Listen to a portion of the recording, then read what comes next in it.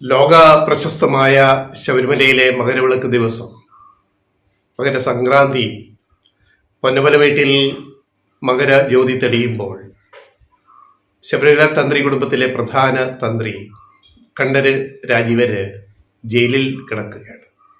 ജയിലഴിക്കുള്ളിൽ സ്വർണ്ണപ്പാളി കേസിലെ പ്രതിയാക്കപ്പെട്ട്. മാത്രമല്ല, കോടതി അടുത്തൊരു കേസിൽ കൂടി ദ്വാരപാലക ശില്പം ഉണ്ണികൃഷ്ണൻ പോറ്റി പുറത്തു കൊണ്ടുപോയി ചെയ്ത സ്വർണ്ണ തട്ടിപ്പിലും തന്ത്രി കണ്ഠര് രാജീവരെ പ്രതിയാക്കാമെന്ന് കോടതി പ്രത്യേക അന്വേഷണ സംഘത്തിന് നിർദ്ദേശം കൊടുത്തിട്ടുണ്ട് തെളിവിൻ്റെ അടിസ്ഥാനത്തിൽ. അപ്പോൾ കേസ് രണ്ടായി, ഒന്നല്ല രണ്ട്. ഒന്നാം കേസിൽ തന്ത്രിക്ക് അടുത്ത ദിവസം കോടതി ജാമ്യം പരിഗണിക്കുമ്പോഴും രണ്ടാം കേസിൽ പ്രതിയാക്കപ്പെട്ടതോടെ ജയിലിൽ നിന്ന് പുറത്തിറങ്ങാൻ പറ്റില്ല. ഇനി ഒന്നാം കേസിൽ ജാമ്യം കിട്ടിയാൽ പോലും നിയമം അതിനെ വഴിക്ക് പോകുമല്ലോ. രണ്ടാം കേസിൽ ജാമ്യം കിട്ടാതെ കോടതിയിൽ നിന്ന് പുറത്തു വരത്തില്ല. ഇന്നിപ്പോൾ സംഭവിച്ചതാണ്, മകരവിളക്ക് ദിവസം അടുത്തൊരു കേസ് കൂടി തന്ത്രിക്കെതിരെ വരാൻ പോകും. എന്താണത്? ഈ മകരവിളക്ക് ദിവസം ജയിലിൽ കിടക്കുന്ന അയ്യപ്പൻ്റെ തന്ത്രിയെ പറ്റി ഒന്ന് ആലോചിച്ച് നോക്കി. അയ്യപ്പ ഭഗവാന്റെ തന്ത്രിയെ പറ്റി. മൂന്നാമത്തെ കേസ് എന്താണ്? അത് സ്വർണമല്ല, നെയ്യ്.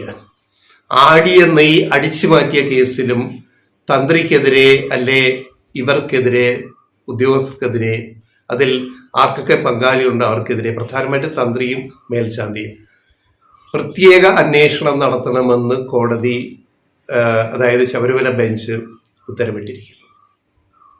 അപ്പൊ സ്വർണ്ണക്കൊള്ളയിൽ നിന്നും കാര്യങ്ങൾ രണ്ടാം കേസിലേക്ക് വരുന്നു. നെയ്ക്കൊള്ള. സ്വർണ്ണക്കൊള്ള കഴിഞ്ഞു നെയ്ക്കൊള്ള. നെയ്ക്കൊള്ളയിലും ഈ മകര സംക്രാന്തി ദിനത്തിൽ, മകരവിളക്ക് ദിവസത്തിൽ തന്ത്രിയെ പെടുത്താൻ ഒരു കോടതി പറയുമ്പോൾ കാര്യങ്ങളുടെ പോക്ക് എന്താണെന്ന് മനസ്സിലായല്ലോ. എന്താണ് ഈ നെയ്ക്കൊള്ള? ശബരിമലയിൽ മുഴുവൻ സ്വർണം പൂച്ചിയതാണല്ലോ, അതാണ് സ്വർണ്ണക്കൊള്ള. നെയ്ക്കൊള്ള ആടിയ നെയ്യ്, അയ്യപ്പ വിഗ്രഹത്തിൽ, തങ്കവിഗ്രഹത്തിൽ ആടിയ നെയ്യ് വളരെ വിശുദ്ധമായിട്ടാണ് വിശ്വാസികൾ കരുതുന്നത്. അത് അടിച്ചു മാറ്റുക, മാറ്റിയിട്ട് തന്ത്രിയുടെയും മേൽശാന്തിയുടെയും അവിടുത്തെ സംവിധാനങ്ങളുണ്ടല്ലോ അത് കേന്ദ്രീകരിച്ച് അത് മറുവഴിക്ക് വിൽക്കുക. മേൽശാന്തിയും തന്ത്രിയും കൂടെ ചേർന്നിട്ട് ഉണ്ണികൃഷ്ണൻ പോറ്റി വഴി, അതാണല്ലോ മെയിൻ ലിങ്ക്, ഇത് പുറത്ത് വിൽക്കുക, ആ പൈസ നേരിട്ട് വാങ്ങുക. അങ്ങനെ തന്നെ എത്രയോ ലക്ഷങ്ങൾ, ഒരുപക്ഷെ കോടി കണക്കിന് രൂപ ഇത്രയും വർഷങ്ങളായിട്ട് ആടിയ നെയ്യ് മറിച്ച് വിറ്റതിൽ തന്ത്രി കുടുംബവും കൂടെ നിൽക്കുന്ന ഉണ്ണികൃഷ്ണൻ പോറ്റിയും മേൽശാന്തികളും അടിച്ചു മാറ്റിയിട്ടുണ്ട്. ഇതൊരു വലിയ അഴിമതിയാണ്. ഇതും പ്രത്യേക കേസെടുത്ത് അന്വേഷിക്കണം എന്നാണ് കോടതി പറഞ്ഞിരിക്കുന്നത്. ഹൈക്കോടതിയുടെ രണ്ടംഗ വെച്ച് പറയുന്നത്. സ്വർണ്ണക്കൊള്ള വേറെ, അതുകൂടാതെ ഇതുകൂടി അന്വേഷിച്ച് മതിയാവൂ എന്ന് പറയുമ്പം ഈ മകരവിളക്ക് ദിനത്തിൽ, അപ്പൊ ഈ സമയത്ത് തന്നെ ഈ വീഡിയോ ചെയ്യുന്നതിന്റെ കാര്യം ഇതാണ്. അടുത്ത നെയ്ക്കൊള്ള. അപ്പൊ ഇതൊക്കെ ഒരു മഞ്ഞുമലയുടെ ഒരു അറ്റം മാത്രമാണ് പൊങ്ങി വരുന്നത്. വാജിവാഹനം വേറെ, നമുക്കറിയാം വാജിവാഹനം എന്തുകൊണ്ടാണ് അയ്യപ്പന്റെ വാജിവാഹനം, അയ്യപ്പന്റെ സ്വർണ്ണക്കുടിമരത്തിന്റെ മുകളിലിരുന്ന വാജിവാഹനം എന്തിനാണ് തന്ത്രി വീട്ടിൽ കൊണ്ടുപോയത്? അതിപ്പോ അയ്യപ്പൻ ചില വിളച്ചിൽ കാണിച്ചു. അയ്യപ്പന് ഈ സ്വന്തം വാഹനമായ പുലിവാഹനത്തിൽ പോകാതെ, പുലിപ്പുറത്ത് പോകാതെ നേരെ കുതിരപ്പുറത്ത് കയറി പോകാൻ തുടങ്ങി. അടിച്ച് മിന്നി. വാജി എന്ന് പറഞ്ഞ കുതിര, വാജിവാഹനം കുടിമരത്തിന് മുകളിലിരിക്കുന്ന കുതിര രൂപം. അപ്പം ഞങ്ങൾ ഒരു സർക്കാസ്റ്റിക്കായിട്ട് തമാശയായിട്ട് പറയുകയാണ്, നമ്മുടെ ഭക്തർ വിശ്വാസികൾ തെറ്റിദ്ധരിക്കരുത്. അപ്പൊ തന്ത്രി വിചാരിച്ചു, ഓ ഇവൻ അയ്യപ്പൻ പിതൃതുല്യനാണല്ലോ തന്ത്രി, മകനാണ് അയ്യപ്പൻ, ഓ ഇവൻ ഇത്തിരി വിളച്ചിലൊക്കെ കൂടിയിരിക്കുന്ന അയ്യപ്പൻ, അപ്പൊ ഇവനിപ്പം ഇതിനകത്ത് കയറി അങ്ങ് പായുകയാണല്ലേ, ഇതിലെ വാജിവാഹനം കുതിരപ്പുറത്ത്. അത് ശരിയല്ല, ഇവൻ പുലിപ്പുറത്ത് തന്നെ പോയാൽ മതി. അപ്പം ആ കൊടിമരം അങ്ങ് പൊളിച്ചിട്ട്, 2017 കൊടിമരം പൊളിക്കുന്നത്, പഴയ കൊടിമരം.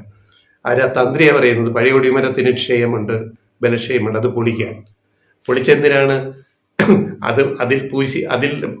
അതിലെ സ്വർണ്ണപ്പാളികളും 13 കിലോയുള്ള വാജിവാഹനം അത് തങ്കത്തിൽ നിർമ്മിച്ചതാണ്. ചെമ്പല്ല, പഞ്ചലോഹത്തിന് പുറമെ സ്വർണ്ണപ്പാളികൾ, സ്വർണം പൂശലല്ല, പൂശലും പാളിയും വേറെ അറിയാമല്ലോ, അതിലാണ് കാശ്. സ്വർണ്ണപ്പാളിയിൽ പൊതിഞ്ഞ ഈ പഞ്ചലോക വിഗ്രഹമായ വാജിവാഹനം തന്ത്രി സ്വന്തം വീട്ടിലേക്കും കൊണ്ടുപോയി. 2017 ആദ്യ പഴയ കൊടിമരം പൊളിച്ച് താഴെ ഇട്ടിട്ട് പുതിയ കൊടിമരം വരുമ്പോൾ പുതിയ വാജിവാഹനം വെച്ചു, മറ്റേത് വീട്ടിൽ കൊണ്ടുപോയി. അപ്പോൾ തന്ത്രിയോട് ദേവസ്വം ബോർഡ് ചോദിച്ച് പറഞ്ഞു, അതിൻ്റെ അവകാശം ഞാൻ വീട്ടിൽ കൊണ്ടുപോകണം. ഈ വീട്ടിൽ കൊണ്ടുപോയത് ഈ വാജിവാഹനം കഴിഞ്ഞ 4-5 കൊല്ലം കൊണ്ട് എവിടെയൊക്കെ പിന്നെ കാണിക്കയിടിച്ച് എത്ര ലക്ഷം കോടി സമ്പാദിച്ചിട്ടുണ്ടാകും. എന്താണ് ശബരിമലയിൽ ഇത്രയും വർഷം കഴിഞ്ഞൊരു 25 കൊല്ലത്തെ ചരിത്രം മാത്രം എടുക്കുക. എത്ര കോടി രൂപയുടെ തട്ടിപ്പാണ് അവിടെ ഈ പൗരോഹിത്യ വർഗം, തന്ത്രികൾ, മേൽശാന്തികൾ, അവരുടെ ആജ്ഞാനുവർത്തികളായിട്ട് അവരെ ബഹുമാനിച്ചിട്ട് ഇതിനെല്ലാം പിന്നെ കരുക്കൾ നീക്കിയ ദേവസ്വം ബോർഡ് ഭാരവാഹികൾ, ഉദ്യോഗസ്ഥർ. ഇതൊരു വലിയ നെറ്റ്വർക്കാണ്. എത്ര കോടികളുടെ അഴിമതിയാണ് 25 കൊല്ലം, 4 നൂറ്റാണ്ട് കൊണ്ട് ശബരിമലയിൽ നടന്നത് എന്നത് അതിൻ്റെ ഒരു മഞ്ഞുമലയുടെ ഒരു അറ്റം മാത്രമാണ് നമ്മളിപ്പോൾ കാണുന്നത്.